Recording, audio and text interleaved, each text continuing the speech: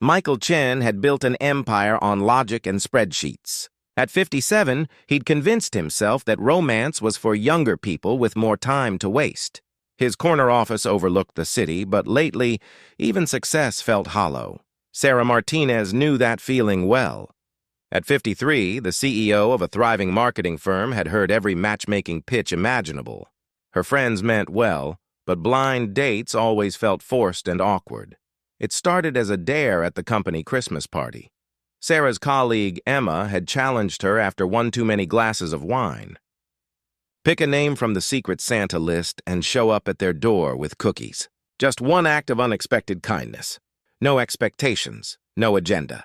Sarah almost backed out 3 times on the drive over. The address belonged to Michael Chen, someone she'd only met briefly at a business conference 2 years ago.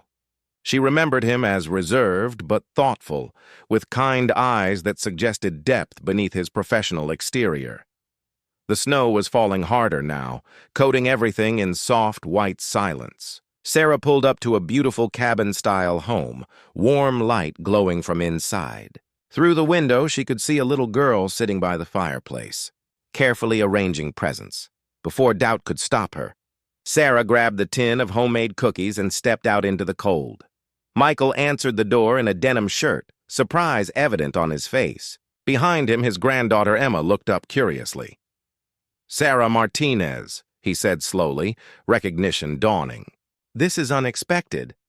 "I know this seems strange," Sarah began, suddenly very aware of how ridiculous this must look. "There was this dare at our holiday party, and your name came up, and I thought—" She paused, snowflakes catching in her hair.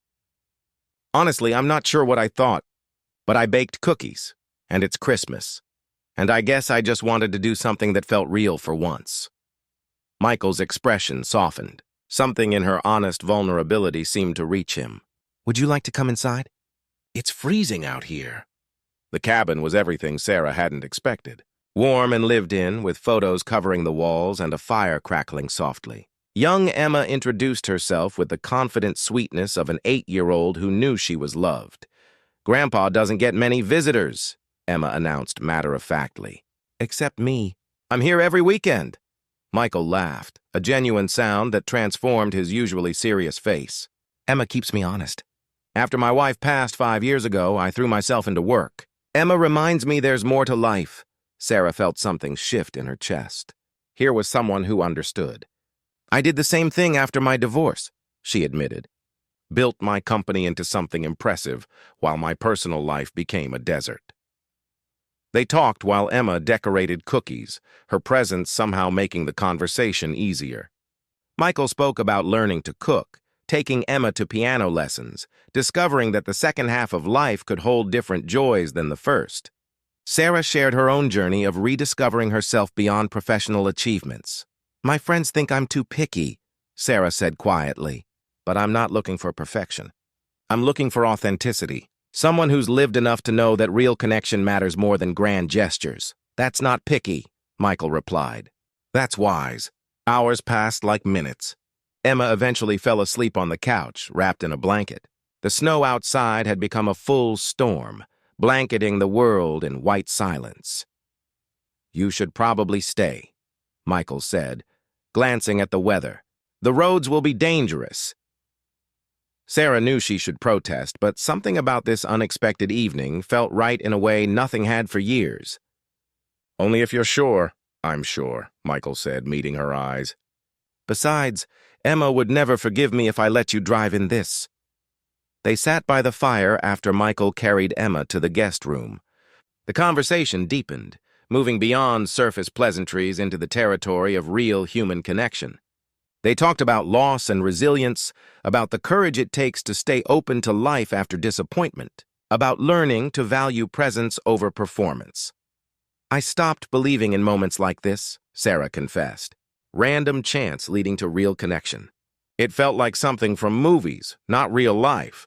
"Maybe that's the magic of it," Michael suggested. "When you stop chasing something, when you just show up honestly, that's when real things can happen." The next morning, Emma woke them with excited shouts about the snow. Michael made breakfast while Sarah helped Emma build a snowman in the front yard. Watching them together, Sarah felt something she'd almost forgotten, the simple warmth of belonging. Before she left, Michael walked her to her car. The world was transformed by snow, everything clean and new. "Thank you for the dare," he said softly. "For showing up at my door with cookies and courage." "Thank you for answering," Sarah replied. "For letting me in. Would you like to have dinner sometime?" Michael asked. No dare required. Just two people who'd like to see where honest conversation might lead. Sarah smiled, feeling lighter than she had in years. "I'd like that very much." As she drove away, Sarah glanced in the rearview mirror. Michael stood in the doorway with Emma, both of them waving. Sometimes the best things in life come not from careful planning, but from a moment of brave vulnerability, from daring to knock on an unexpected door. The second chapter of life, she realized, could hold its own kind of magic. You just had to be willing to step out into the snow. If this story touched your heart, please like, share, and subscribe for more warm stories about life, love, and second chances. Leave a comment about a time when unexpected kindness changed your day. Your story might inspire someone else to knock on their own unexpected door.